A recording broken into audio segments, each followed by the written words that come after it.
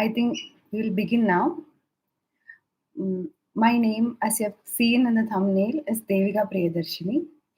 I secured All India rank 95 in the UPSC CSE examination 2024. I will start by giving a little background about myself. I am a person who was born and brought up in the Kollam district of Kerala. I did my education. I did BSMS dual degree from Indian Institute of Science Education and Research, Thiruvananthapuram. Thereafter, I briefly worked as a freelancer in a content developer, as in the role of a content developer. And this was my third attempt at UPSC. And this is a brief introduction about myself. And extending my hello and best wishes to all those who are messaging on the comment section.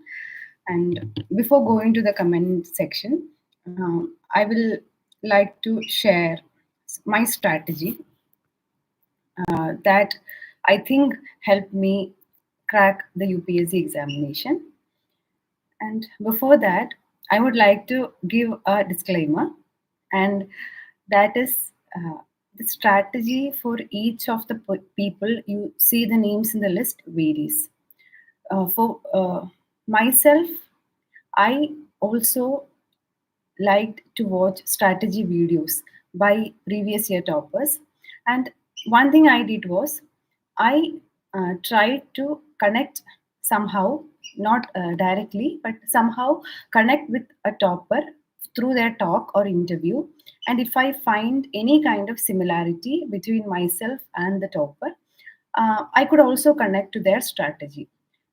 When also listening to the strategies by various toppers, I also picked and chosen those that stuck with me, or that ring a bell inside me. I took only those strategies, and so when it comes to listening to my strategy, I would like to say that take everything with a pinch of salt, then do your own evaluation, and then find out what suits you and what doesn't suit you.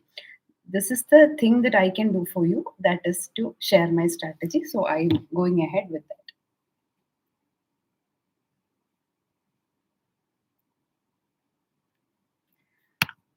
So I said that this was my third attempt. The previous two attempts, I was not able to clear prelims.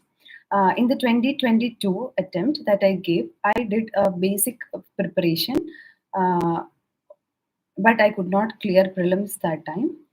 So I have decided that I have to seriously devote in time and do the syllabus and do the PYQs before attempting the examination. So I needed a timetable, I needed a schedule to follow. So I decided that more discipline will come to me if I join a PCM course where there is regular classes and regular test, so that I can revise and attempt the test. So I found out an institute that offered hybrid classes, which I can attend both online and offline. And that was I Learn IAS Academy in Thiruvananthapuram in Kerala state. So there the classes started in March 2023, and I attended all the classes, and I stayed at home because I attended all the classes online. And apart from that, one thing I did was I was not prepared, but I went and wrote that 2023 year prelims as well. That was my second attempt while I was doing the PCM, or the prelims cum mains batch at I Learn IAS Academy.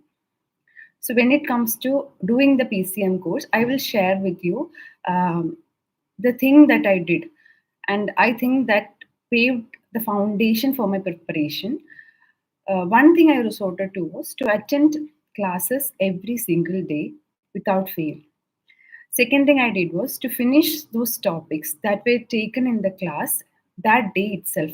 I had classes from 9:30 to 1:30, if I'm not wrong. And after that, the time in the afternoon and at night, I devoted to making notes of those topics that were taken in class. And you might think how I made notes. There was a lecture note that I made in the class. There was also a handout that was given by the faculty who took the classes. Right after that, there were also various books. If you are studying modern history, you have Spectrum and Vipin Chandra. And if you're doing polity for prelims, you have Lakshmikant. Likewise, after finishing the class, I used to read the lecture notes, the handouts, and one another book that is a standard source. And I made set of notes for myself that I hope that it will act as a foundation in my preparation journey. When it comes to um, preparing the notes, I also made sure that the notes are very closely aligned with the syllabus that is given out by UPSC for the GS papers, as well as the previous year question paper.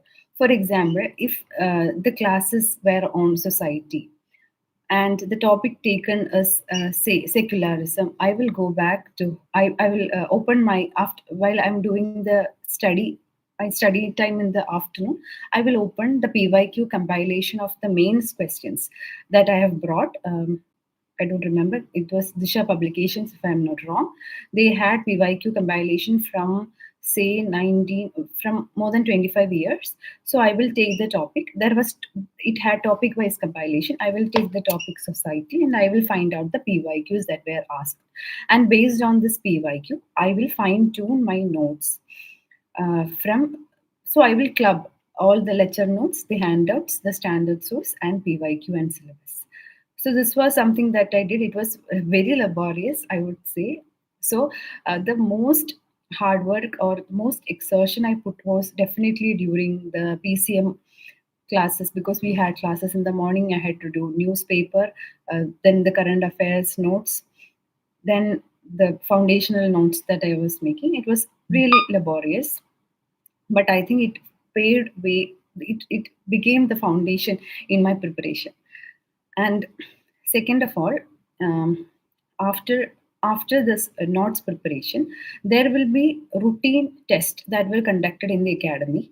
First would be prelims test. If you are studying, say, modern history, and the modern history, if the time period from say a fixed time period would be asked, we will be asked to prepare that based on classes taken for a month. So before the prelims exam, prelims class test, I would revise these notes once again. Then I will appear for the test. Then I will read the key and I will make correction and also addition. I will also make the additions that are required. This is the second time that I am revising. And the third thing that the academy helped me with is to conduct regular mains class test as well. So when a set of portion is completed, the mains test would come. So I will get an opportunity to revise it effectively for the third or fourth time before I go and write the mains class test. So for standard subjects, for minimum 3 to 4 time revision were completed for me before I attempted the. I started attempting prelims test series in December 2023. So I think you might have understood how the foundational set of my notes were made and how I relied extensively on the PCM courses, PYQs, and the syllabus. And second of all, coming to optional, my optional, being a person from Kerala and having love for the language, was Malayalam literature. And some one thing that benefited me was I have already completed my Malayalam optional classes by the time I started the PCM courses in March 2023. I completed it previous year in 2022 itself. So, in while I was attending the PCM courses, I made sure that I will do a second set of revision of all the topics according to syllabus. If you know about literature papers, you know we have a set of literary books that, or you say novels, short stories, poems, etc., to be read and analyzed and to practice answer writing. So I did all those also. I for that I made a timetable, and I made sure that I will also chip in like 2 hours, 2 to 3 hours every day, or 6 days a week, so that I will also parallelly complete optional papers, and I could also attempt few tests, full test, not full test, sectional test of Malayalam optional in the meantime. And there were also some value addition classes that were provided by Malayalam faculty, that is, I the teacher. So I could attend that one as well. So this is how my this were my strategies during prelims while I was enrolled in the prelims cum mains batch, and the classes roughly ended by March April 2023, and towards the last month of 2023, the prelims test series at Eiler IAS Academy started. So I enrolled myself. We were already enrolled, and the first test was a self-assessment test. And I vividly remember how I passed the CSAT paper, but my score in the prelims paper was um, not that I expected. I could attempt only in the range of 80 questions that time, and my scores in I scored very low, not enough to clear the cutoff. So my scores were pretty low that time. So I did the standard subjects. I did multiple revisions.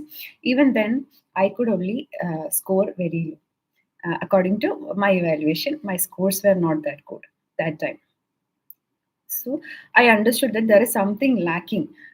I understood that I have the content, but there are several questions that I do not know in the prelims paper. So standing on the foundational content, I started looking for uh, what else I should do, or what more I can do to increase my attempts, or to increase my accuracy, and to take my scores to 100 and above, which is considered a safe score to clear the UPSC preliminary examination. So that is when I came across Understand UPSC's MCQ Aptitude series. This one series had set of Satyam Jain sir was coming up with set of videos where he was solving papers from 2018 till 2023, and he was doing on-screen solving, which effectively communicated to the viewer how the strategy is being applied, and how with the content that you have, how you can apply logic, and how you can make intelligent solving, how you can intelligently solve these questions. So after watching the MCQ aptitude series, after watching like 2028 and 2029, 2020, I understood and how people are increasing their attempts, and how we can solve more effectively, and how we can increase the number of attempts in the preliminary paper. And thereafter, I also increased my attempts. And once the sectional test at I was over, why I would remember, if I'm not wrong, by March I think the full test might have started. And by March the sectional tests were over, and from the full test started. In I attempted more than more close to 12 full test from iLearn, and certain open test I also attempted. And I noticed one thing: my attempts were in the range of 93 to 95. So an average attempt of 90 plus, and my score was uh, ranged from 90s to 130. So my average came around 111, 110. My score. So um, while attempting full test with this foundational content that I stood on, I also applied the strategies that I learned through the MCQ aptitude series, and that is how I was able to increase my attempt and increase my score as well. So when it comes to prelims, I extensively solved PYQs, especially in GS paper. And I also did revision of the foundational notes that I've made. It also had mains content, but you know what is asked in prelims, you know what is important for mains. So when the mains topics come, I just brush through. And for the prelims notes that I had, I used to refer it. And I also made a set of short notes, very short notes that I could use for the last minute revision for prelims. Ireland IAS Academy also released a last minute record, or LMR series, a series of factual information that you need to revise multiple times for faster and accurate recollection. I also extensively relied on that, and I did more than 4 times revision of those LMR series that I learned released. And my preparation, my foundational notes also included. And also, when it comes to current affairs, I followed the current affairs magazine released by iLearn IS Academy only. I made proper highlights and I revised it multiple times for prelims. I focused current affairs from a prelims point of view. When it comes to CSAT, uh, um, I understood how the trend in CSAT is changing and how more and how UPSC is taking CSAT to be in the unpredictable level, and how the questions are becoming tougher and tougher. I was a person who was able to uh, clear the CSAT paper by just attending the maths and reasoning section in 2022 prelims. But that did not work for me. That did not work for me in 2023. So I I understood that I need to focus and give ample time for CSAT because it is a deal maker. So, as part of the prelims cum mains batch that I took at iLearn, they also provided with CSAT classes for both maths, reasoning as well as the comprehension. So, by attending the classes, I got an overview, and above this, um, every day from 2 p.m. to 3 p.m. I used to starting from January or December, I started to devote 2 to 3 p.m. every day to solve previous year question papers of CSAT. I used to do 15 minutes of comprehension and 15 minutes of max or reasoning. Then I used another 30 minutes. I used to uh, evaluate the answers, why I faulted, why what went wrong, what more can I learn. I did that kind of analysis. I already had purchased a compilation of prelims questions, both GS and CSAT, and I did that entire book for CSAT before the month of April. So I think by timely solving these questions in 15 minutes, my target was to solve 8 to 10 questions, and this also improved my speed, my accuracy, and it gave me a clarity on how UPSC asks complex question and how UPSC thinks while it makes the answer key. And when it comes to looking for the answers of the CSAT paper, I did not rely on any online sources. I went to the official website of UPSC, took the key, and that is how I cross-checked my answers of comprehension. Because there are multiple interpretation, you might know it. So these were my strategy when it comes to prelims. In the my prelims mark sheets are not out because I was also part of the Indian Forest Service examination. So the mark list is not out, but based on my evaluation, I had attempted less than what I had expected. That was, I attempted only 89 questions, but my score ranged from 100 to 110. While I checked multiple keys soon after the prelims examination. So I hope my strategy during the prelims cum mains course and how I prepared through prelims and how I was able to safely clear the cutoff has been made clear to all of you. Then one thing I missed was the current affairs for mains. When it comes to current affairs for mains, I focused on reading newspaper every day. And while reading newspaper, I used to read the Hindu, and the Hindu also had the text and context page in the weekends. So I used to do that diligently. I also made sure that I do not make notes of newspaper, but I try to look at things that is given in the newspaper that could be a value addition to the notes that I am making, because um, I was very focused on making my foundational notes, and I was very focused on PYQs and syllabus. I knew what I could write for an answer to make it stand out, or make a value addition to the answer. So I very carefully looked at the newspaper for points, that sentences or phrases that I could pick, or words I could pick and I could fit into the mains answer sheet. My approach or my mindset was like that when I was reading newspaper. But when it comes to some topics which are very dynamic in nature, like or also topics that I like science and technology, and like environment, climate change, um, and health, education. These were some of the topics. So it's and also topics in society. These were some of the topics that I was really fond of. So if a article or an editorial is written on these topics, I try to pull out good points from those topics, and I made digital notes for those topics. So by the time my prelims was done, uh, I used OneNote for to create my digital notes, and in that OneNote, I made sure that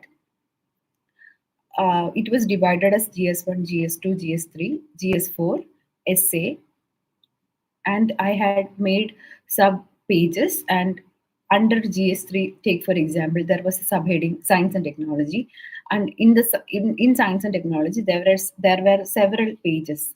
For example, like quantum technology, artificial intelligence, nanotechnology, biotechnology, and I have had made these headings so that when I get a value addition from any current affairs sources or from the social media, I can immediately add it whenever or wherever I am. For example, under the topic society, I had a uh, I had the heading urbanization. So while I was traveling, I came across a large flux in the country Qatar, and it had it is an advertisement or an awareness flex that said the SILA, or the integrated urban transportation. It was a flex of the integrated urban transportation that was very well in place in the city of Doha. So while I was traveling, I did not had my notes with my hands. So, but I had access to my mobile phone, so I could easily add the value addition point to my notes. So I relied on digital notes for value addition, content building from current affairs. Apart from that, there were certain topics that are very important for the mains examination from current affairs. For that, I extensively relied and attended the classes conducted by Dibin sir. Most of you might be familiar with Dibin sir's classes, and I attended it from through the web online portal of Forum IAS Academy. And those classes were very good in terms of the content, in terms of the clarity that it provides, and in terms of the easiness with which we could revise those content. I have diligently followed, especially in terms of the international relation topics, and in many topics in GS2 and GS3, I have extensively relied on the notes and classes by Dipin sir in terms of current affairs for mains. And I hope everything till prelims is clear to you. Okay. Now, let's shift the gear and let's go to mains. And the starting itself, when I joined the prelims come mains class, one of the directors of Island IAS had taken a session, and he told in class that prelims is just about clearing a cutoff. How much you score is not that relevant. It is only about clearing a cutoff. But in mains, it is about those who the people who win mains is those who are able to run farthest.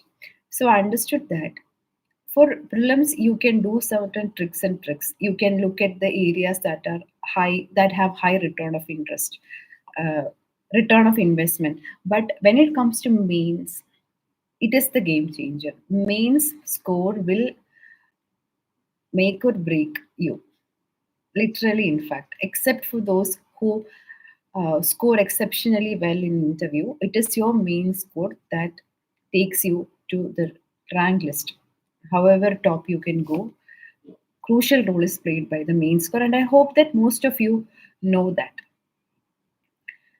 So um, soon after the prelims examination, I came home. I checked the key, multiple institutes, and I found safe scores. So I had to prepare for mains. I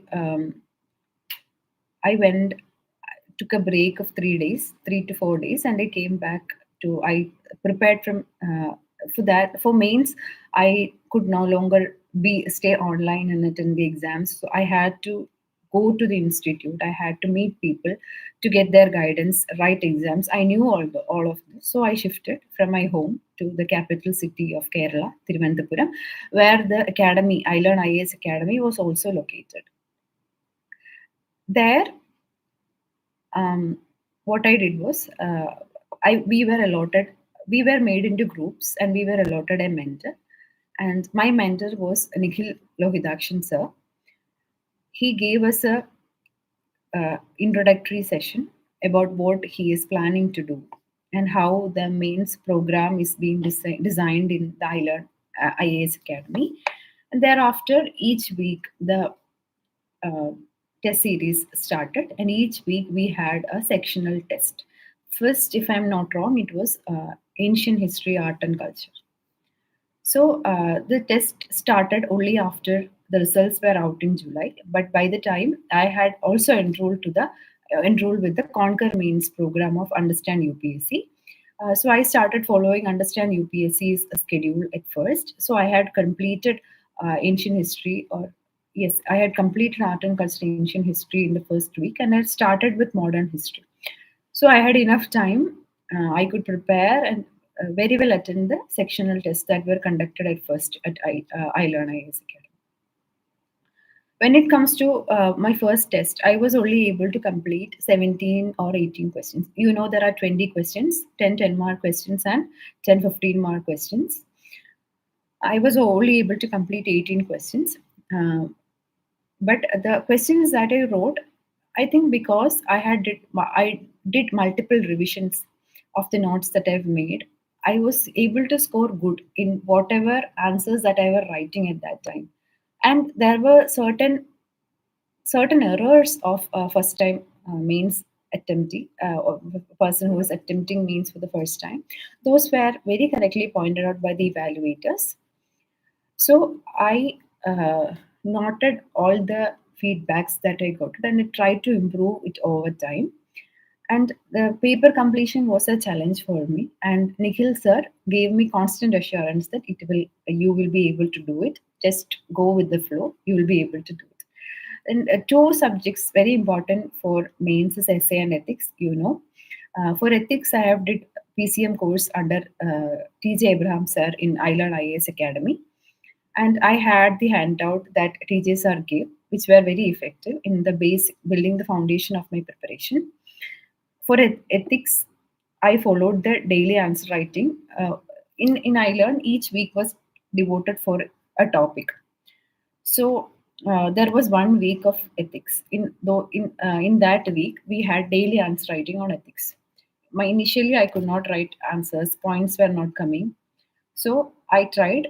I looked at the key and I tried again. I was able to write something. Then I also listened to Conquer Means ethics program and how Satyam Jain sir was solving the answers. That also gave me an added idea of how you can write better answers, write good answers for the ethics paper. So, following these two, my ethics paper was safely. I was safe, but in the first sectional test, I was not able to write 4 questions. So TJ sir told me that you have to finish the paper. In the second essay test, I think I was able to write 18 questions. Even then, I was not able to finish the paper. So, similar to ethics, essay was also given 2 weeks. In both the weeks, Nikhil sir made us write multiple essays and made us brainstorm many more essays. And there was also an ethics session by Balalada ma'am, if you know her. She gave us extensive notes and she took classes on how to write an essay or how to score in an essay paper. I think both of this, along with the writing practice that I followed for during the mains, if I'm not wrong, I written around 20 essays in that time. That might not be much, but I wrote 20 essays and I got feedbacks for most of them, and I could fine tune my approach in essay based on that. Apart from that, the other weeks till August were dedicated for other GS papers. So I've told you I've made a foundational. Before that, for ethics and essay, though I made two separate sections or sectional notebooks in my digital OneNote, I could only make notes for essay because there are several overlaps. Because I am only looking at um, value addition points and examples. I created several heads under the essay section, essay notebook in OneNote, and under that I used to add the value addition or the examples that I'm getting from around what all I am seeing around from newspapers, from social media, etc. So I relied on the same note for ethics and essay. There was no separate note, digital note, value addition note I made for ethics. When it comes to the GS papers, other GS 1, 2, and 3, I had a foundational note, I told you. This was very large, the notes. It was not possible for a person to do multiple revision before it going for the mains exam in the last 2 weeks. So, and also there were notes that I made digitally that were the value addition. So I decided to club both in the shortest possible format in a language that I only understood. So I made sure that each topic will take, for example, internal security. I don't remember. Anyway, most of the topics are in the range of 20 pages. These large GS3 topics. For disaster management, my notes were less than 10 pages. So similarly, I made notes while I was revising during the weeks before a test, sectional test. So by the time full test started, I had very crisp notes that I had already revised twice, and I have done multiple revision before the prelims. I had a set of notes like that. So when the full test started, I did first round, the third or fourth round of revision of those notes. I had everything at one place now, so that I did not had so I did not had to go around looking or referring multiple sources. Everything was there written in my handwriting in front of me, so it was very easy for me to do multiple revision. So I revised it twice when for the first set of full test that I wrote at Tyler. I will definitely answer all of your queries on the comment section, but let me finish what I started. I will finish it very soon because I've reached the full test during mains. So I did multiple sets of revision and I attended the full test. And after the full test, I took two sets of full test from two different institutes. Then I received the evaluated copies and I understood, and the evaluation were very assuring. They told me all the best. I did a good job in the paper, so I had little confidence. But since I did not have anything to compare my performance to, I have not written, I have not attended mains before. So, with some confidence, I went to write the mains after doing another set of entire revision of my notes. And after the mains, I was clueless. I did not know how. And also, I forgot to mention optional. For optional, we had updation classes for mains, and I attended all of them diligently. And I also made short notes from the foundational notes I have made for optional, and I made into crisp, short, one-page notes for every topic, for every subtopics on optional for optional, and then I did multiple revision on that, attended two or three full test, and gave the examination. And I was clueless after the results. And by December, the results were out, and came to know that I had interview call. But I was very scared. What if my interview is on January? So soon after the mains examination in December, by say October, I have taken a printout of a sample DAF and I have started filling up. And there was the and impact session and the channel by Understand UPSC. I followed all the videos there and I got an idea and overview of how to fill DAF and how to prepare DAF. So I'd started my basic preparation, very minimal back then. And when the results were out, Then I started to focus on interview preparation. Till few days, I was not sure when our interview. All of us were not sure when our interview would be. So, I enrolled to some classes where they discussed the most probable questions, and we were given chance to have speaking practice. I did that from an institute Civils 360 in Thiruvananthapuram till January, mid or early January. So then the interview dates came up, and luckily my interview was only on April 11th. So I got roughly more than 4 months, I guess, for entire interview preparation. From there on, I attended DAF analysis session by Mohammed Shina sir at Island IAS Academy. So he had given me a PDF where each of the DAF keywords from my DAF were analyzed and probable questions were predicted. And he also gave me several materials for me to read and prepare on based on my background, my interest, my hobbies, my extracurricular activities, etc. So I could thoroughly prepare all of those with the time, as well as I could do the element of verbal and non-verbal communication. And the first step, as I did, was to look at the syllabus of the interview that UPSC has given. That was also taken in the interview orientation classes that I had attended from several institutes in Kerala. I also attended a couple of mock interviews at Delhi. And after the last mock interview, before that, the common feedback that I received, that you had the content, you are saying, but you do not have an assurance, or you are not coming out as a person who is confident. That was the biggest challenge that I had to somehow convince the board that I am confident, in fact.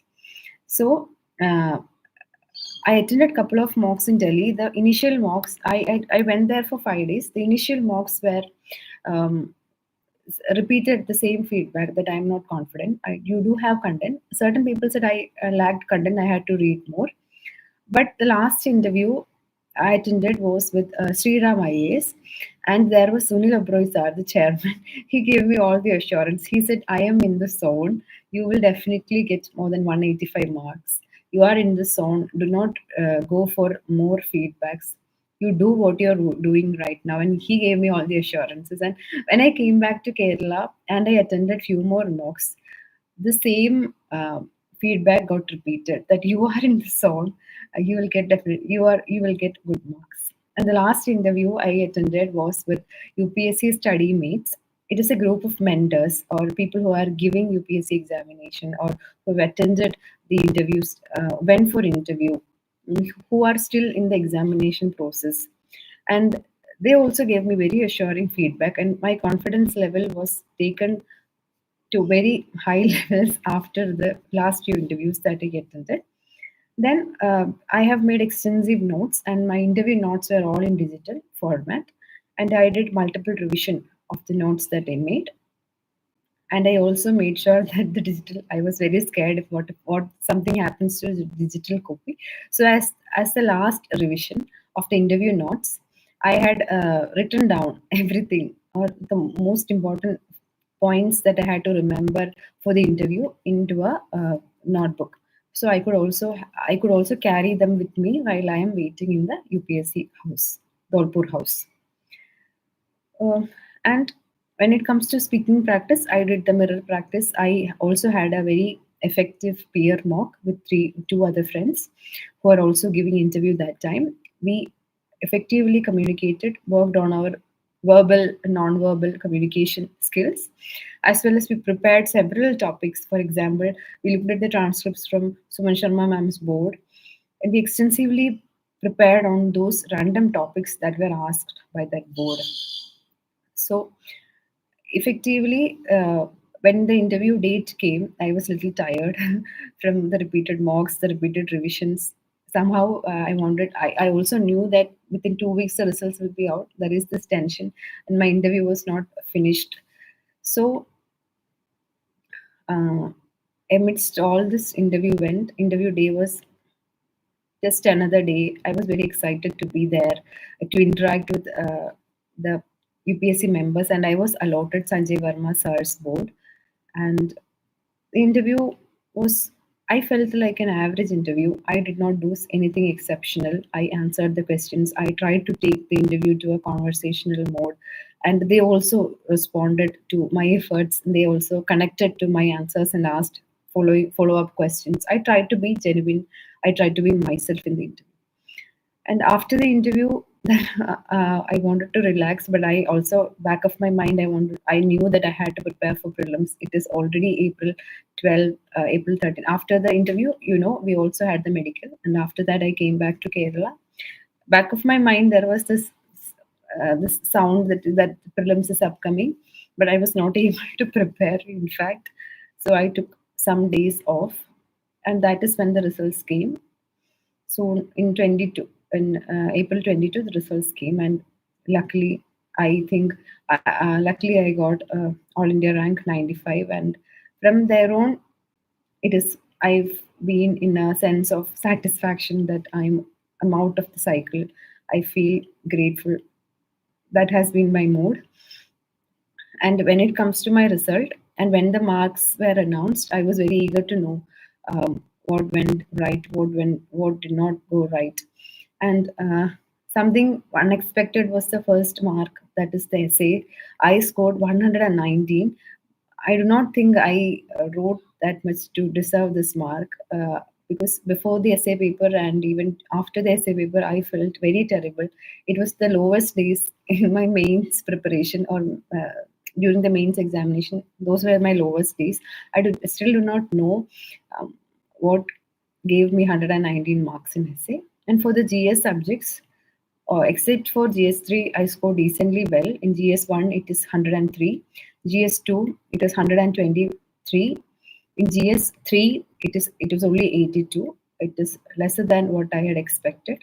Though I did not have any expectation, but based on, I think I did well in GS3 than GS2. So I could, so lower than my expectation compared to GS2. In GS4, I scored 125. But when it comes to optional, I could only score 247 marks. This is also lower than what I had expected. And the interview, I scored 186. It is higher than what I expected, because I thought I gave an average, and this is also an average score. So this is how the mark sheet came out of UPSC. And I think I have covered 2 years of my preparation journey with all of you. And um, I think some of you, I gave a background of myself at the beginning, and I also gave a disclaimer. I think you have heard it, and I did that because if somehow some of you could connect with me, I think my strategy might ring a bell with you, and you can adopt certain things from my strategy. But I have not done anything unconventional. I followed a very conventional path, like attending classes, preparing notes, referring to the standard books. But one thing I made sure that every day I had the PYQ compilation book of mains on my right side and the syllabus on a drawer inside the desk that I'm sitting. So that means my preparation was very, very closely aligned to both PYQs and syllabus. And this applies very correctly with my mains preparation.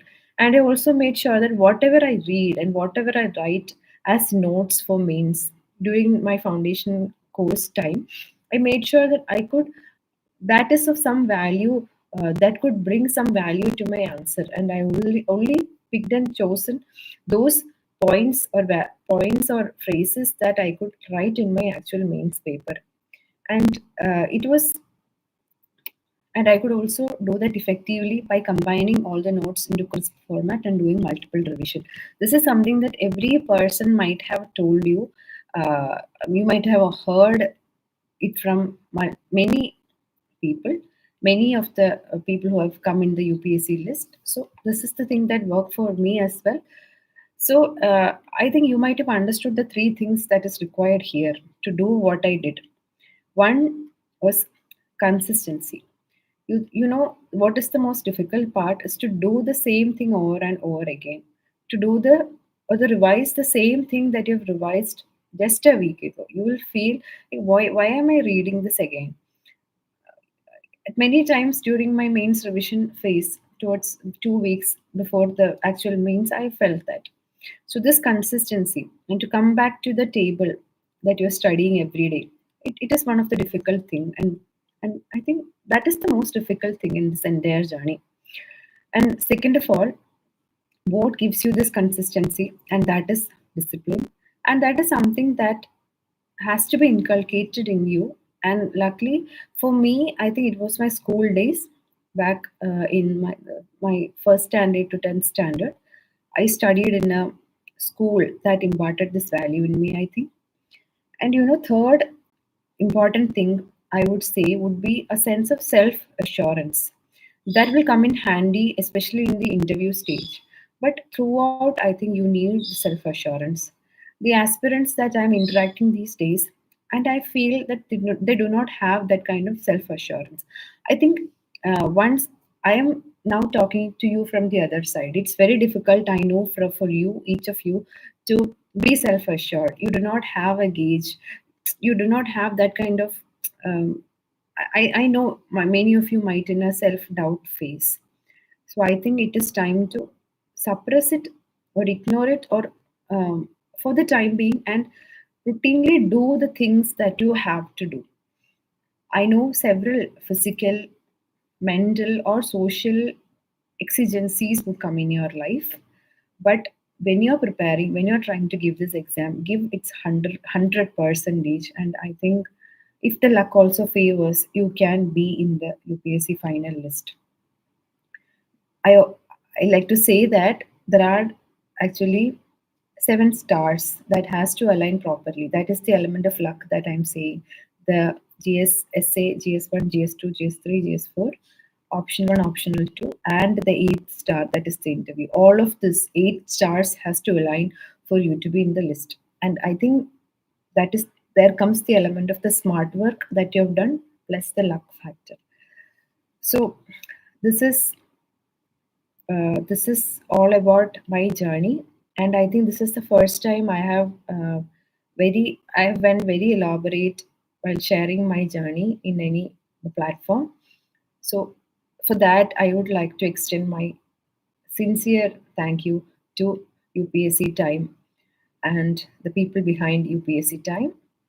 So that's it about me. And their UPSC Time also have also asked me to go through the comment section and to reply to your comments. And so I am going to do that.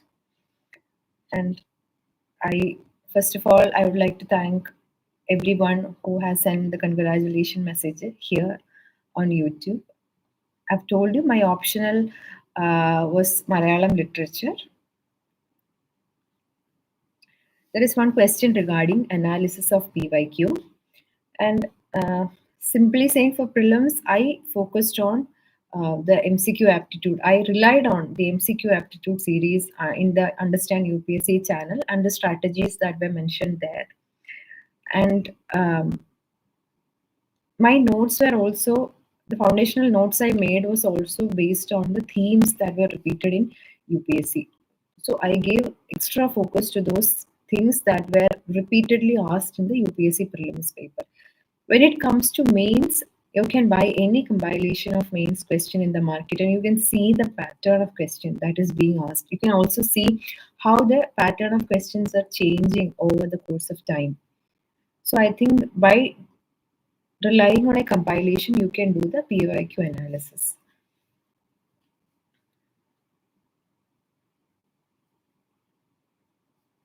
Okay, one person has asked about my detailed strategy for economy. I think for economy, I think the person is referring to prelims aspect, because in mains, when it comes to the economy, it is economic development, and the topics I think you might be familiar are different, but it is the prelims economy that I think this person is referring to. And when it comes to economy for prelims, I relied on the classes that were conducted in Island IAS Academy for conceptual clarity. And I also attended current affairs classes conducted by Vajiram and Ravi a year before that, and it was by the economic classes of Sir. I cannot. I'm so sorry. I forgot economics faculty's name. One second.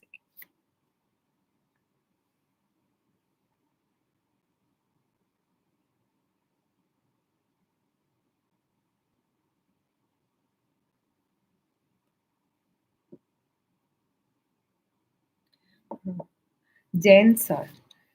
So I have attended current affairs classes by Jain Sir, and the conceptual clarity and the simple presentation of topics by him really eased my economy, clearing the concepts of the static topics.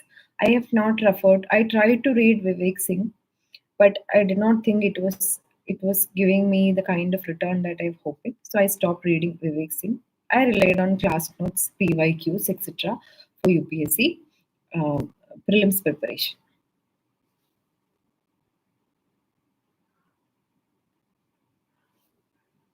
One person has asked if he or she is from a non-engineering college, will the person clear UPSC? Uh, I would like to say this to you all, friend to friend, that UPSC is one of the most rational body, and the set of people in UPSC are mostly very rational. They do not judge you based on your background, based on your color, your religion. Overall, we can say that they do not judge you by your gender or even your college. It is about what you, when I think you are referring to uh, in the prelims and main stage, it is about the effort that you put, the correct strategy that you follow. If you are able to do all of this correctly, then definitely you can pass the uh, pass both these stages. When it comes to interview stage, if a person is being discriminated based on their college, I don't think UPSC does that. Though they have all the details in front of them, no question was asked to me or the people I know about with the questions that had reference to their colleges, their academic background. I don't think that matters so much in UPSC. It is about what you say and communicate with them verbally and non-verbally.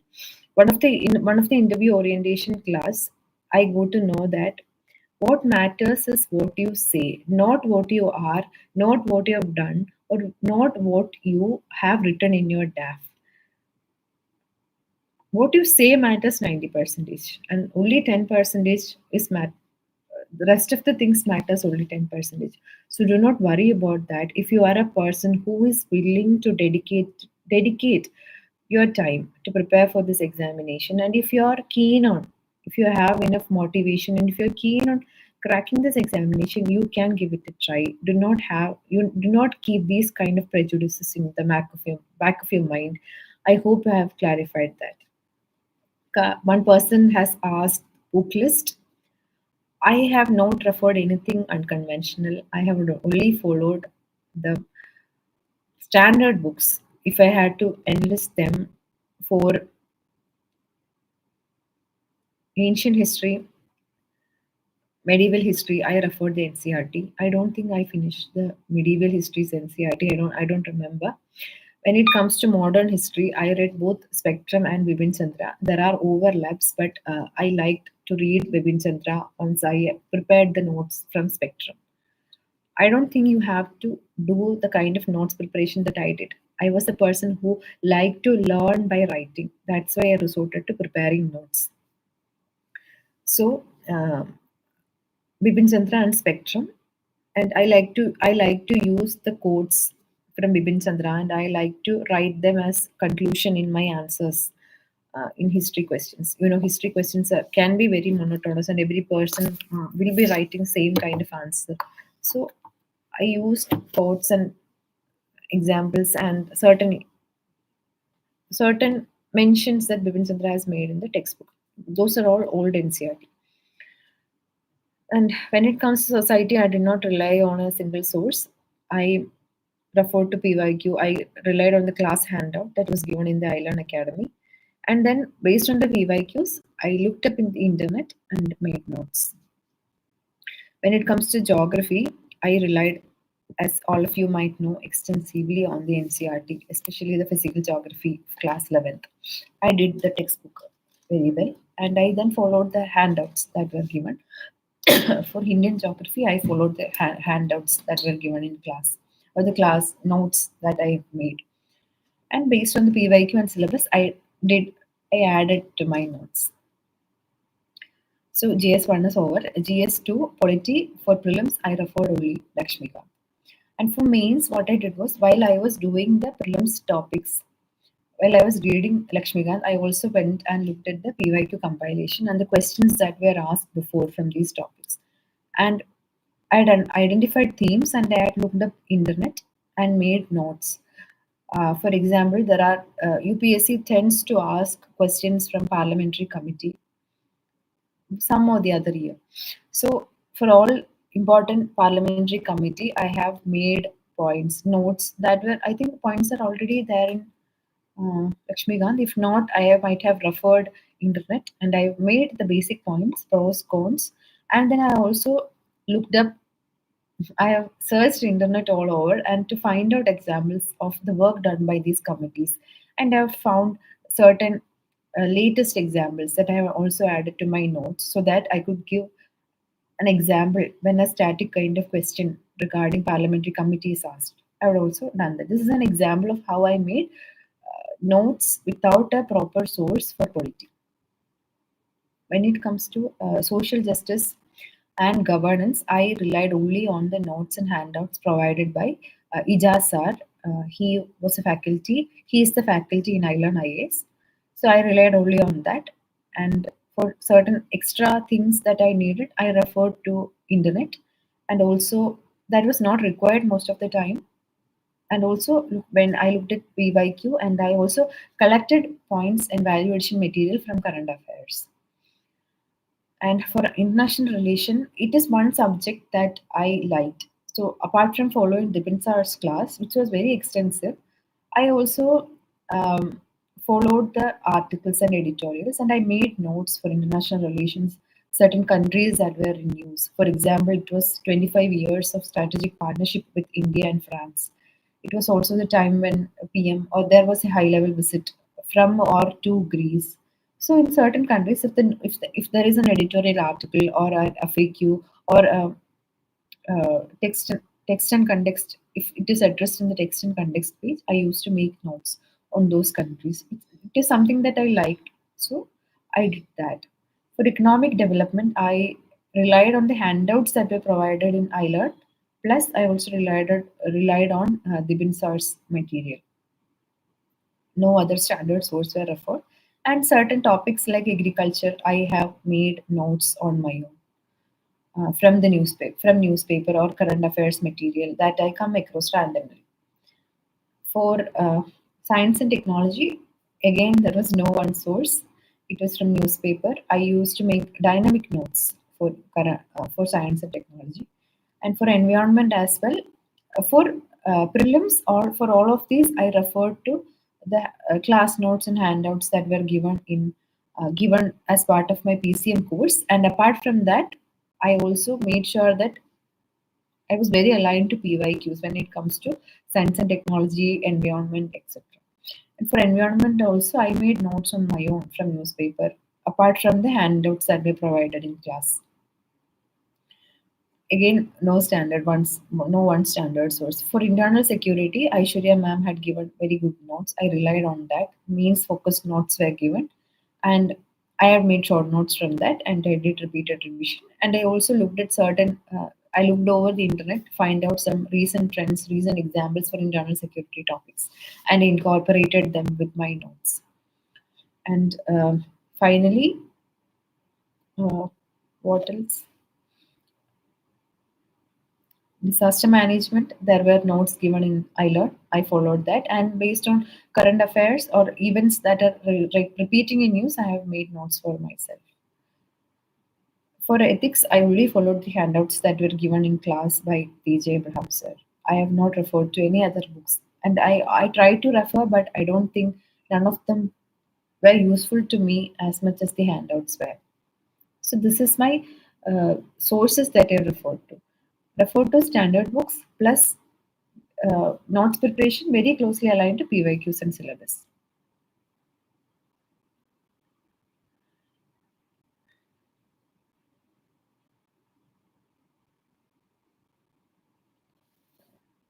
Okay, one person is asking about identification of themes from PYQs.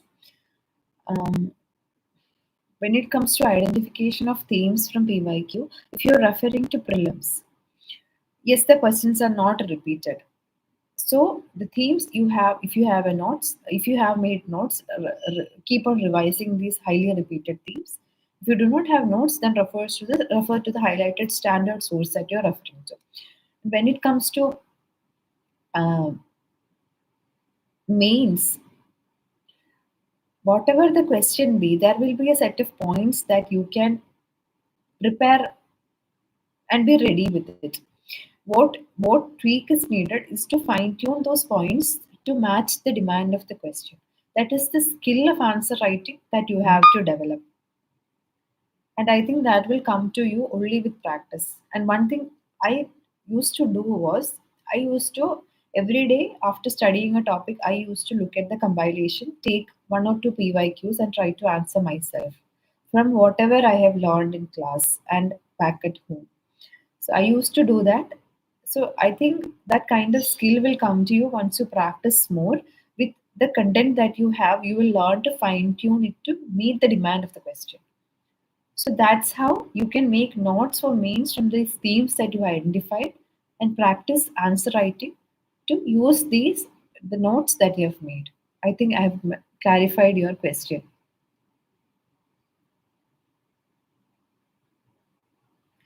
I have shared the my final notes for all the for essay and all the for GS subjects on my Telegram channel.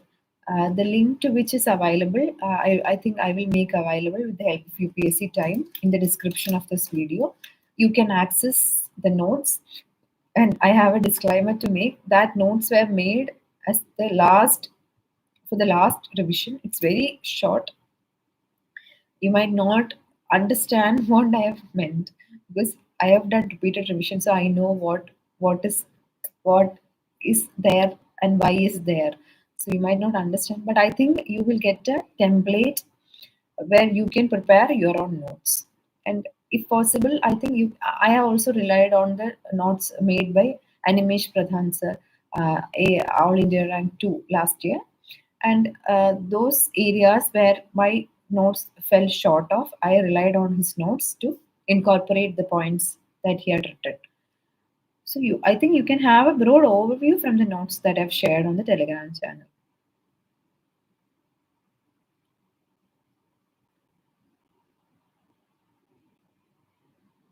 One person has asked a very fundamental question, that is how to write a mains answer. Um, Mains answer, as you know, is a descriptive answer. There are two kinds of question: 10-mark question for GS papers 1, 2, and 3. 10-mark question and 15-mark question.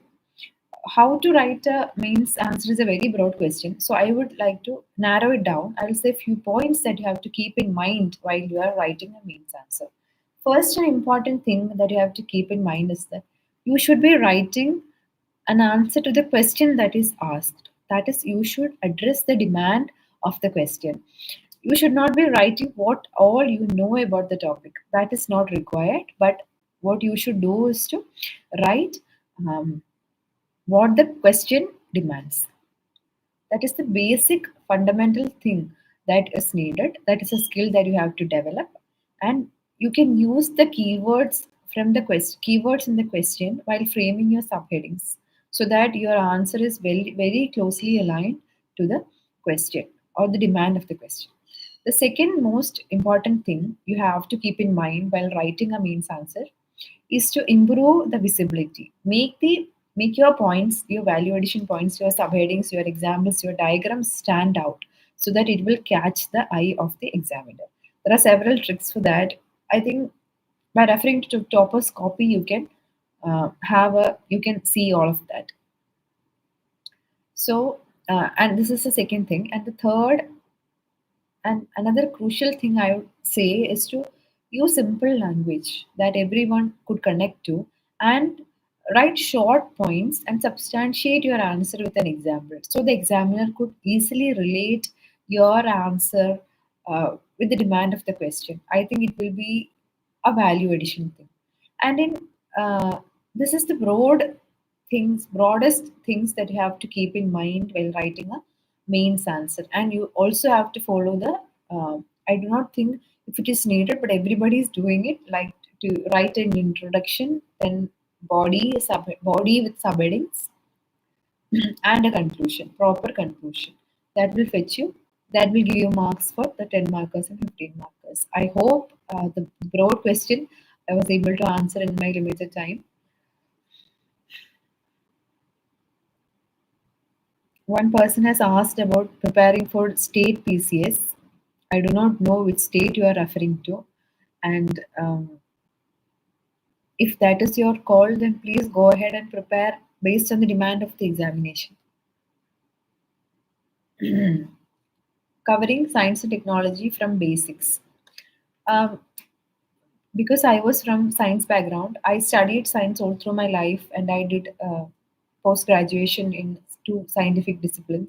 I did not have that issue of basic science, so I might not be the person to guide you on this. But I have heard people saying that NCRTs of class 10th, 9th, 10th, 11th, and 12th will give you, if you do not have that strong foundation in science, I think these textbooks will help you. You can also have a look at the YouTube videos for these NCRTs are converted into YouTube videos where interactive learning experiences are created. You can refer to that to make your concepts clear. Okay, my revision strategy. I have said how I was able to revise things based on the routine or the timetable that was fixed at my academy. Before a test, I used to revise and I attend the test. I used to write multiple tests, so my revision was also in multiple numbers. So this was my revision strategy. I did not follow a time period like in 1 week I have to do one revision. I did not do that. Instead, I focused on the tests that were conducted in the academy, I Learn IAS Academy. For prelims, the sectional test, prelims, one person has asked about prelims revision strategy. For prelims, there were sectional tests in each week. So each week, so I already had the foundational notes that I've prepared. I used to revise the entire notes. If it is geography part one, I will revise geography entire notes. Then I will give the test. And while revising, I used to make short notes of those points that I could easily forget. This is something that I used to do. Uh, this was the prelims revision strategy. When it comes to full test during prelims, I used to do a faster paced revision of all the notes, foundational notes that I have made.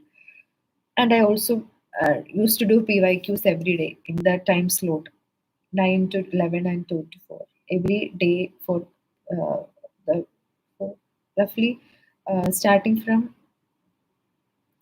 2 week or 1 week, 2 weeks before prelims, I used to do this.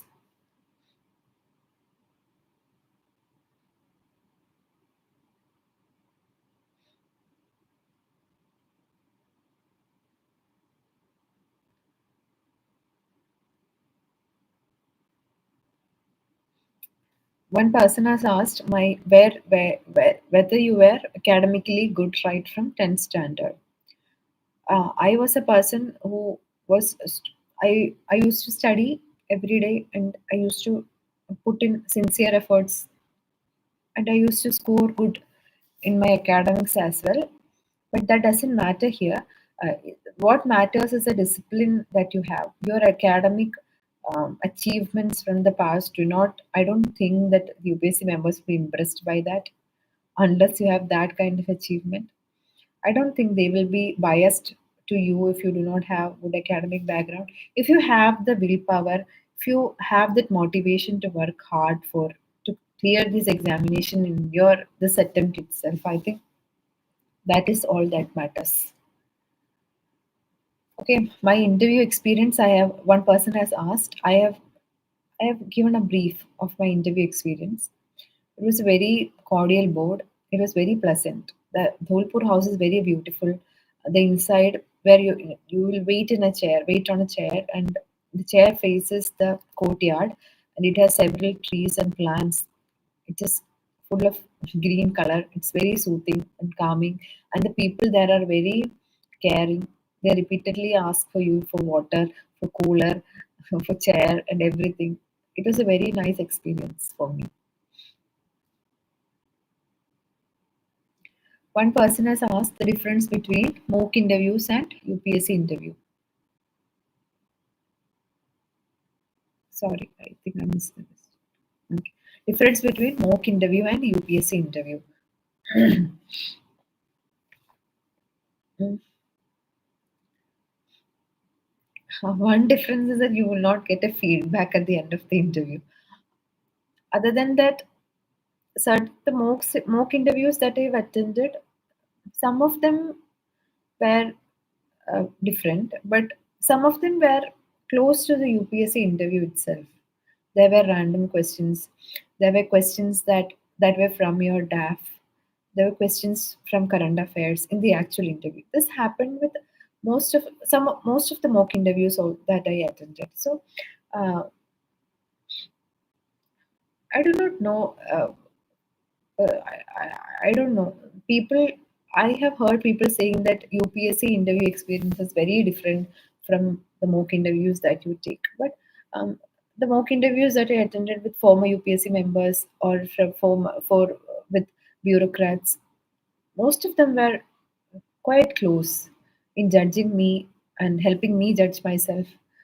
So it was, and the level of excitement also differs. When you are attending repeatedly mocks, you might not be that excited. But on the day of interview, I was very excited to be meeting.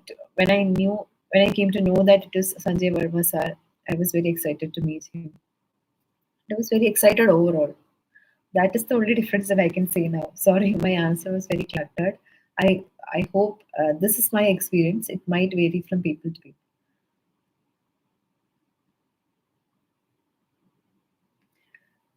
One person has asked what I did for CSAT for the last 15 days. For the last 15 days, keep aside the last 5 days. For the last 10 days, I redid the PYQs that I did. And in the PYQ compilation book, I used to solve on that book itself. And the wrong questions, I used to go again on the questions that I made wrong, that I attempted and I got it wrong during my preparation from December till March. I used to go again on those questions. The last 5 days, I extensively did the 18 to 23 CSAT paper in the time slot, 2 to 4, 2:30 to 4:30 time slot. I used to do that. This is my strategy. One person has asked, how should situation based questions be answered? I do not know what he's referring to. Is he referring to an ethics question, or is he referring to an interview? I will anyway address both. In ethics, when there is a situation based question, you will learn how to answer those questions. I think you can look into answer solving strategies for ethics question, and there are certain things and keywords that you have to bring in, and how you have to be direct when answering such questions. And in ethics, you can use certain principles, certain theories to substantiate your action that you have taken during such a situation. When it comes to interview, I think you can be genuine. You have to be genuine and answer in the way an officer would react to a situation. This is a simple response that I can give at this point of time. If there is a question that I might be able to frame up an answer, but situational questions are most challenging, I would think, in an interview because it tests most of the syllabus keywords that is given in the interview, including your mental alertness, your ability for social cohesion. These qualities are checked in you, and I think you have to give an answer like an officer, as a diplomat, etc.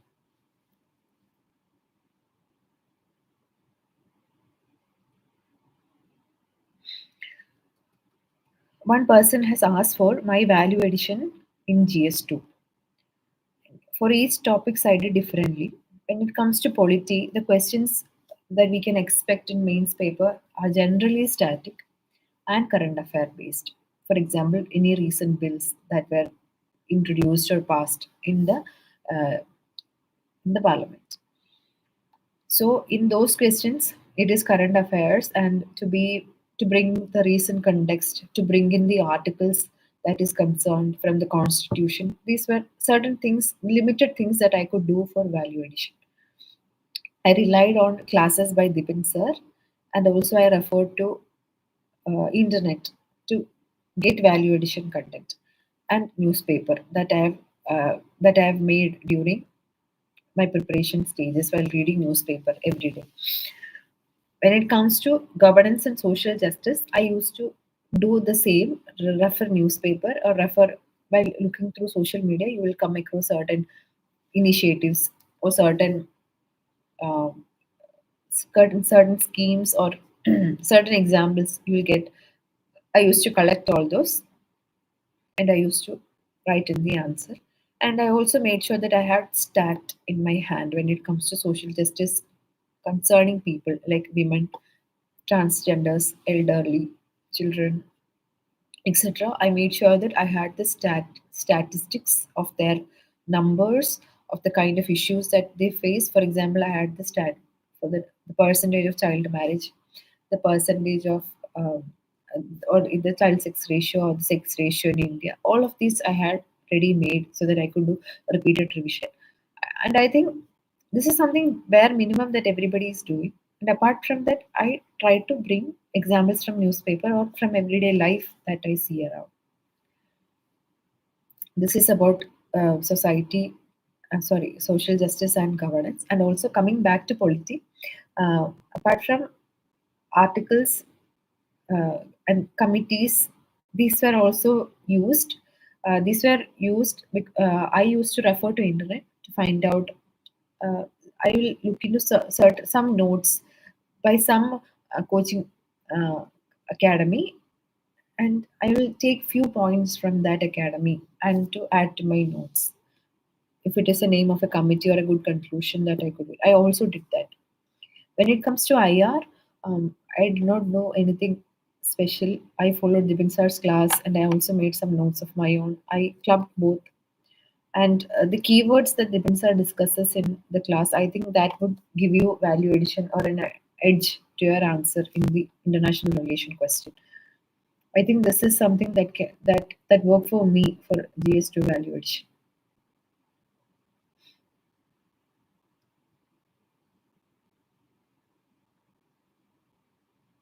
How should one analyze topper copies?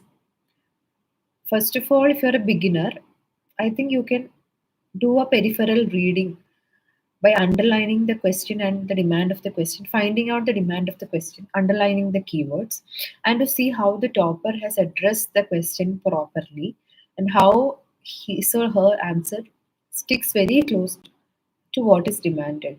I think you have to do that analysis first. Second, you have to look into the presentation of the answer. Now, how the topper has used tables, how the topper has used diagrams to better express their answer, and how it will catch the examiner's eye.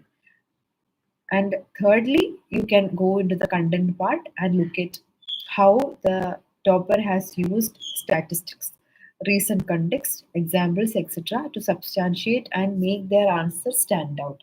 I think these three aspects can be evaluated by you.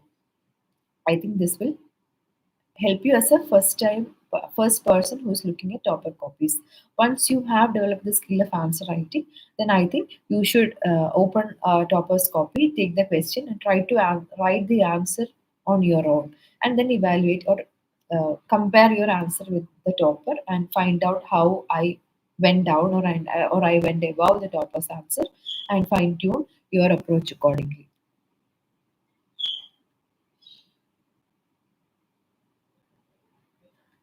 One person has asked the best way to start answer writing practice. I think the foundational thing, the simplest thing that you can do is to buy or get access to a digital copy of a PYQ compilation of the UPSC mains question.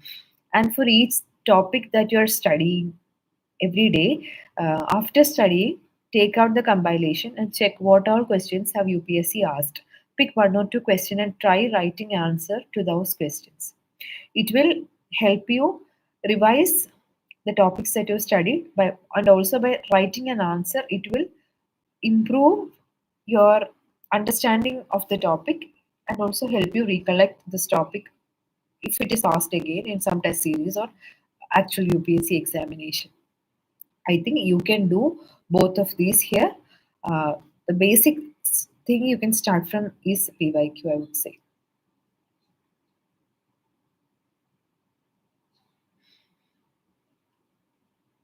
One person is asking best way to unable to study. What should I do to improve? I think you have to find out the reason why you. I think you will have a reason why you started studying, and uh, if you are not able to do that now, that is, you are not able to study now. I think you have to find out the reason why you are not able to study. Being in the other end, not knowing you, I might not be the person to correctly judge you, but you have to find out on your own. And on a general sense, I can give a comment that I used to make a to-do list every day before I go to sleep, so that my next day's plan and ticking everything that I have planned was something that gave me satisfaction and a sense of accountability. I used to do that so that I do not waste any days and I always have targets to complete. So I do not waste my time. I also relied on the Save My Time app to log in the time that I'm studying. I had set a target of 10 hours or 8 hours depending on the phase of exam that I'm in, and I made sure that I achieved my target every single day. These are certain elements of accountability that you can bring into your preparation so that you are made you can be honest, you're honest and sincere to the efforts that you're putting in.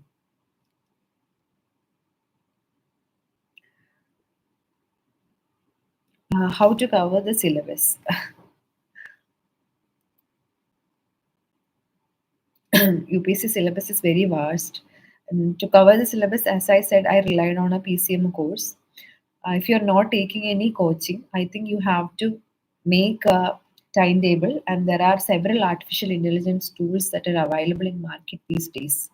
And this AI tool will can customize a plan for you, and I think you then have to stick to the plan. What should we do for our mental health?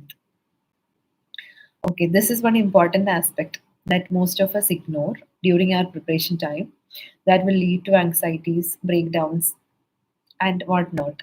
So, mental health is very crucial, and I think that one important thing, the first and foremost thing that you have to do is to give yourself appreciate yourself for the effort that you have put in. That you can do simply by taking breaks.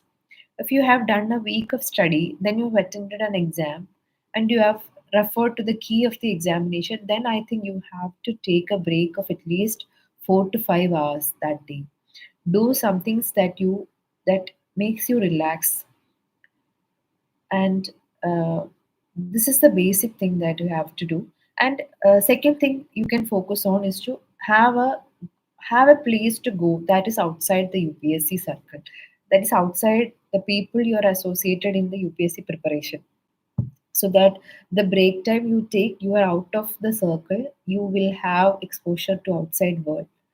You can always come back to the UPSC circle when you're preparing. Apart from these two, I think that this time or the break time or the time that you devote for mental health will be an important time for your personality development if you choose your hobbies wisely. If you choose your hobbies, foreseeing or anticipating that you can fill it as a point in your DAF, and if that point in your DAF could attract a question, and if you can direct your interview in that direction, if you can guide your interview in that direction, this break time or the time that you devote for your mental health would be the best time. That will it will improve your personality, make you a better person. It will help you relax and calm down. Plus, it will be a value addition to your DAF and your interview. In my case, I like to read. So I have a hobby of voice donation where I am reading to the visually impaired children.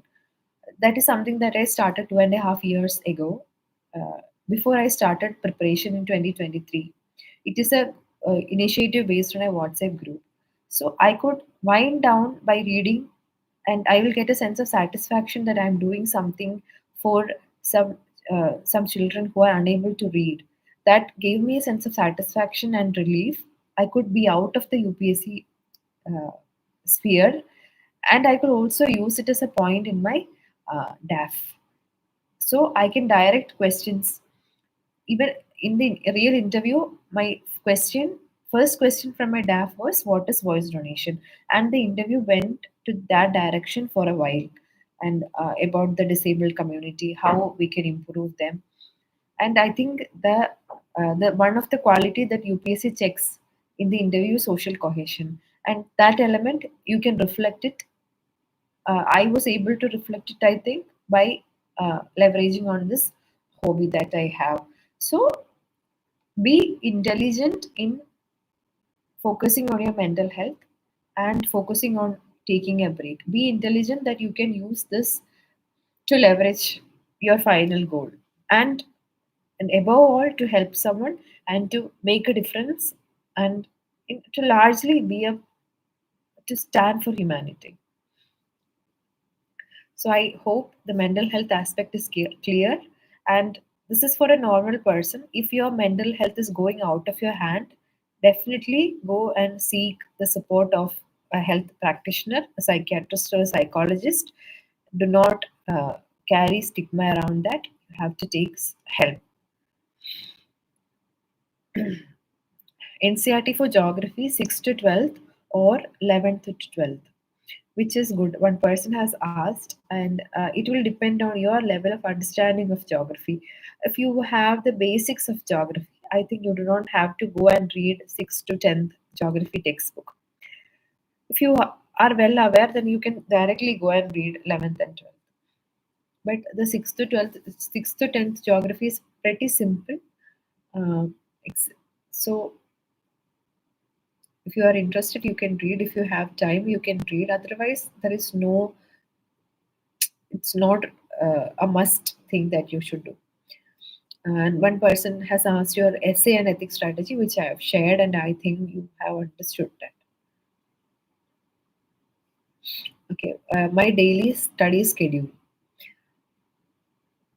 I used to follow the class in the prelims cum mains batch. Then in the afternoon, in the morning starts by attending the class. In the afternoon, after lunch, I used to read newspaper, make notes or value addition things that I read from newspaper. Then by after tea, I will start making notes of the topics that were taken in class. That will go on till night. And at night, when I am really tired, I will take my optional subject. That was Malayalam literature. Because I enjoyed studying Malayalam literature, I could study it even when I am tired. It used to refresh me. So this was my daily schedule. When there is an exam, it will change. I will also include some hours to revise the test topic for that week. How to limit yourself regarding content? This is one crucial question. I think by sticking closely to PYQ and syllabus, and to understand that it is not about how much you write, but about the quality of what you write will fetch your mark. Understanding this thing will help you limit your content.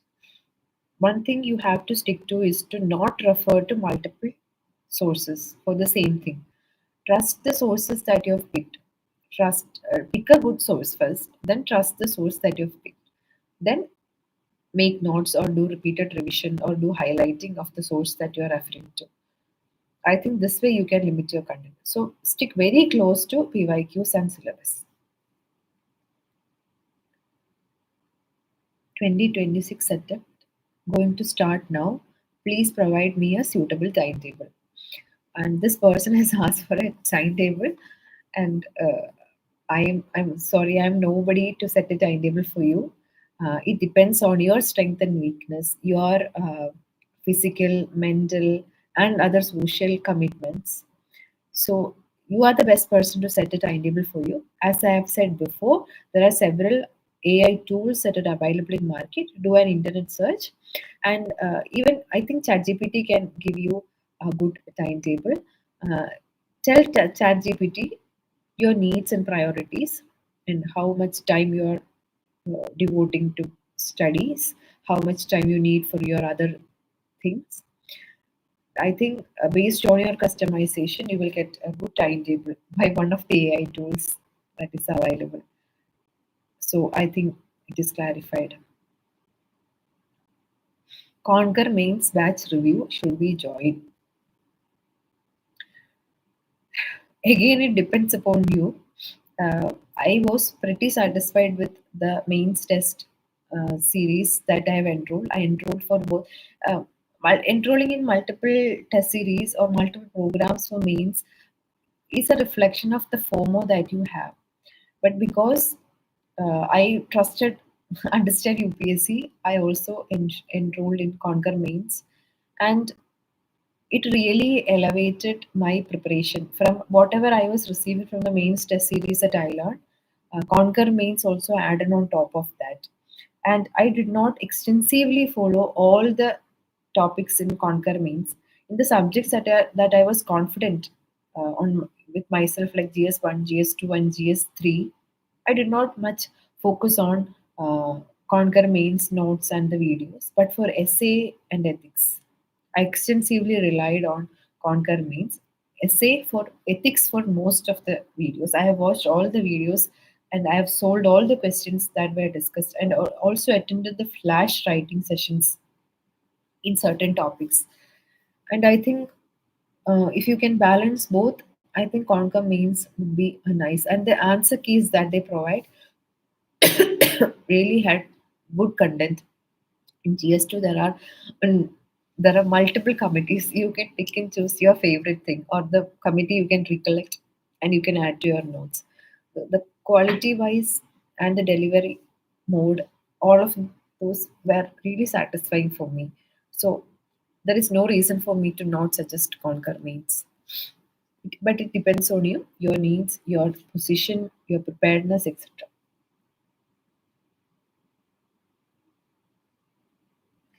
For means, Conquer means understand UPSC or is enough or not. I'm so sorry. I do not know. I do not know. It depends on your level of preparedness, because any mains program will give you a timetable, will give you the boost, and will set your strategy to attend the final paper. It is not a solution or a, what do you say, it will not give you everything. If you have the foundation strong, the mains test series, the mains program will help you. And Conquer Mains is one similar thing. The foundation that I stood on, Conquer Mains helped me improve my answers, improve my strategy in bringing content, bringing diagrams in even in ethics paper. So in that aspect, I stand for Conquer Mains, but it really depends on where you are in your preparation.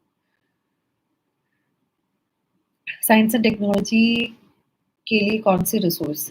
I have said that before.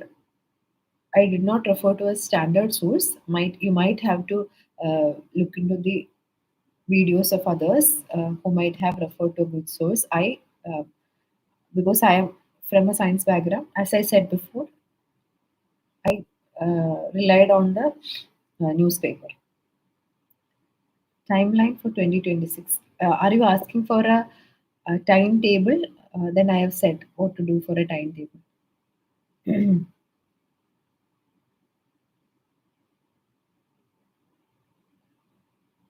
The mistakes I made, I don't know. One person has asked the mistakes that I did. I'm so sorry. I don't know. I don't know. I don't know the mistakes that I've made. Uh, there really is no. since 2023 March. Before that, I have made mistakes. That is why I did not pass the exam. And after 2023 March, I do not think that anything I have not done anything that makes me regret my action or decision. So it is not that I have not faltered. There might be mistakes. There might be days when I had doubts, self doubts, but there is nothing that I could recollect at this point. I'm sorry to the person who asked the question.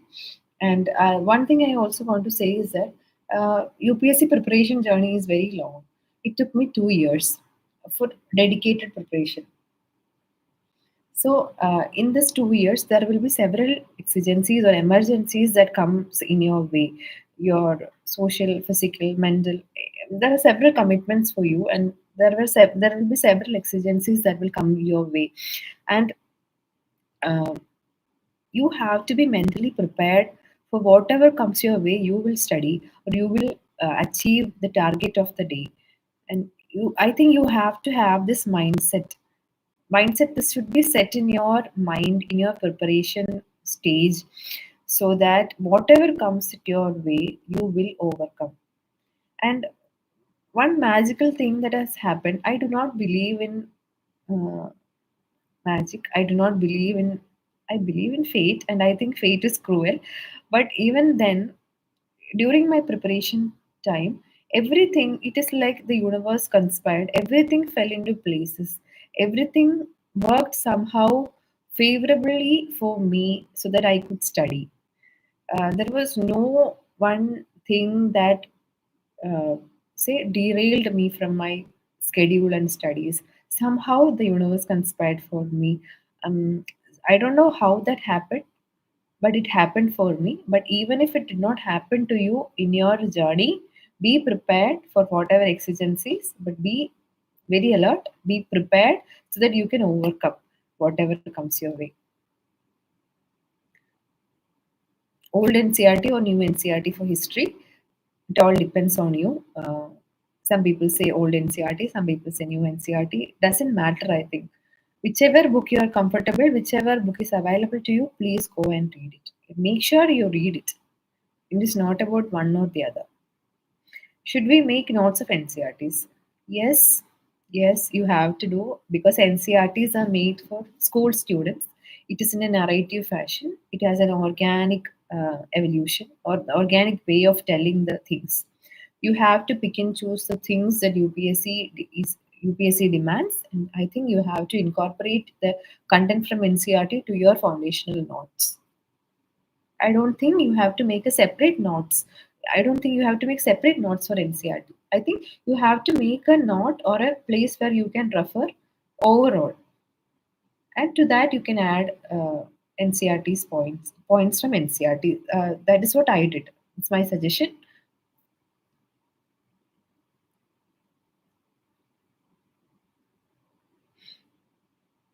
Okay, one person has asked about unconventional prelims questions. I do not know what you are referring to. Are you referring to the static or the pure factual questions? If it is pure factual question, I don't think our logics and strategies would work. The best thing to do would be to skip the question. And if you are asking about elaborate questions with 4 or 5 statements and the options like only one, only two, and I think Satyam Jain sir has repeatedly said one thing, that harder they look, the easier they fall. So the large looking or the questions that are very long are the simplest to solve. Apart from that, I cannot understand your question, and from whatever I understood, I have given you the reply. I hope you are satisfied. How to choose coaching? Okay, if you are going for coaching, I think every coaching institute will have their own limitation. Some people will have limitation in terms of the faculties that they provide. Some people will have shortage of the issues in regards to the handouts that they provide. Irrespective of the coaching, it is you who has to work. uh, One or the other, it is you who have to work, and every information is at the tip of your finger. And I think the coaching institute that you have to choose should have a robust program that will cover the syllabus well before and give you ample time to revise for prelims examination. And they are very accountable so that they seek review of the faculties and the handouts that they provide. And um they conduct revision test and they makes you revise the topic.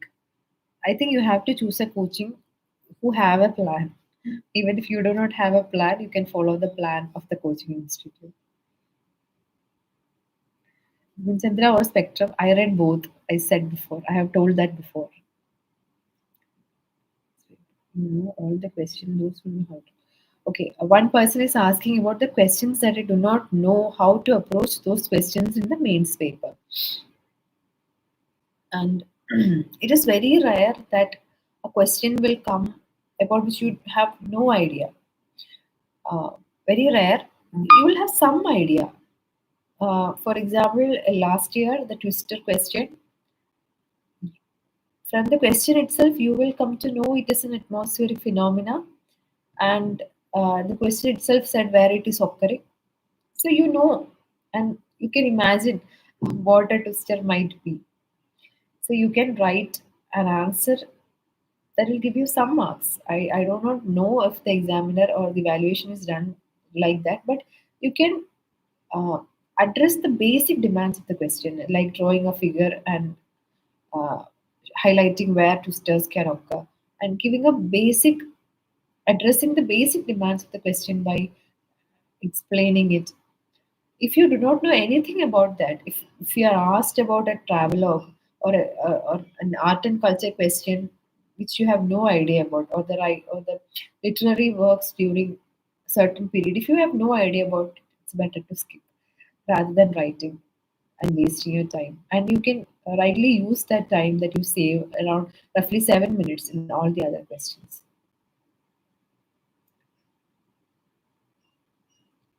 Ma'am, I only prepared polity, economy, geography plus CSAT and playing the edge. Will I, will I able to clear at least prelims with only three subjects? Uh, Dear Harshit, um, it is you who asked this question. What should I say? I think you can gauge yourself by the full test that you give, the score that you get in the full test. You will understand how your scores are playing out and how will you be safe or not in the actual UPSC prelims paper. But that is not the point here. The point is, if you clear prelims, it is not the end. You have mains ahead.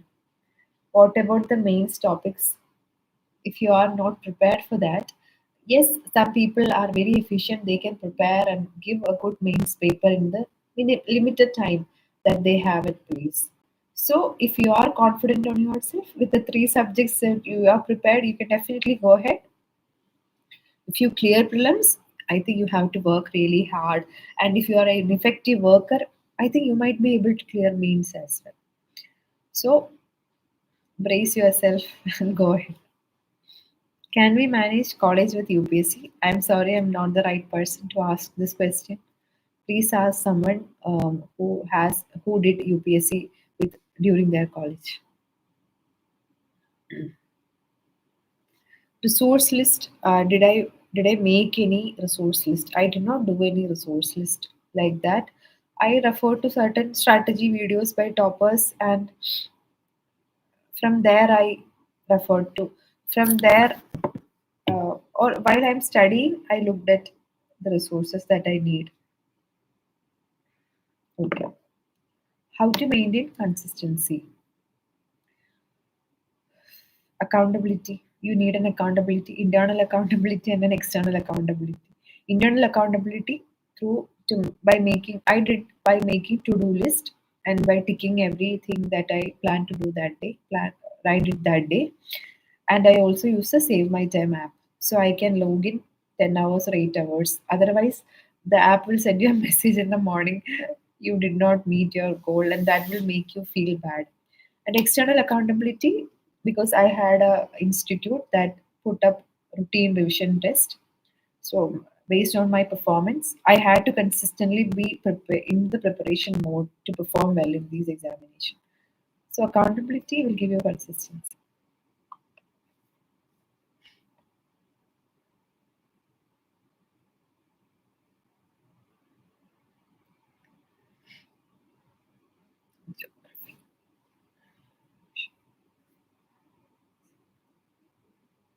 Mm, my feeling after the rank. Mm, I told it in the beginning itself. I got a sense of relief that I'm out. So I'm in the list. I will get. And second of all, when I saw my rank, and I will get a service um, that I wished for. I did not even wish for it, actually. So I was really relieved and happy. The Telegram channel's link, I will share it in the description of this live once I share it with the UPSC Time group. This journey, my serious preparation started from March 2023, so it roughly took more than 2 years. I started on 15th of March 2023, and the results came in April 2025. April 22, 2025. So you can find out how long it took.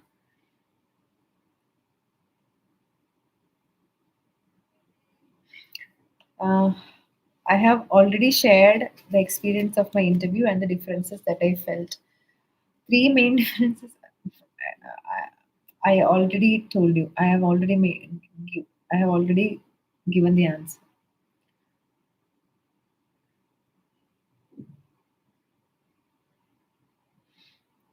I think I've already answered the questions that you're asking. I'm so thankful to each of you who are participating and asking the questions.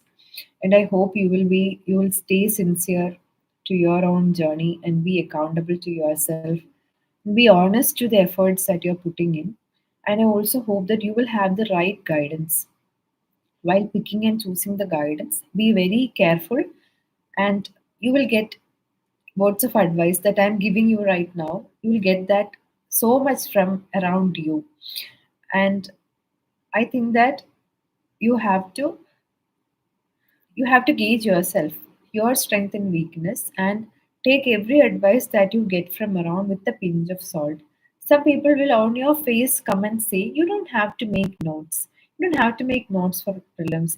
You don't have to make notes for mains. You don't have to write answers every day. Some people might tell you that, but trust your judgment, trust your strategy, and you have to follow that. I don't mean you have to be adamant, but you have to be intelligent while fixing your strategy and while receiving advices that is around. There are 1,000 people in the UPSC list this year, and there are many more who have attended interview. All of these people are capable of being in the list, so they are also capable of giving you their strategy. So while listening to all of this strategy, um, take it all with a pinch of salt. Gauge yourself, judge yourself, and apply it. Trust yourself first. Okay.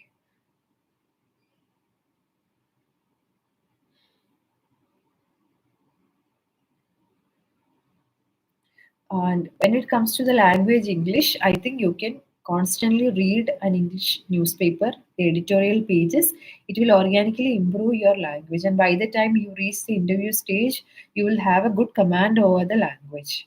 This was the last question that I addressed. It is very close to 2 hours, and I hope that some of you might have got some benefits from listening to me. And thank you so much for participating. And once again, I extend my sincere gratitude to UPSC Time and the group. Thank you so much.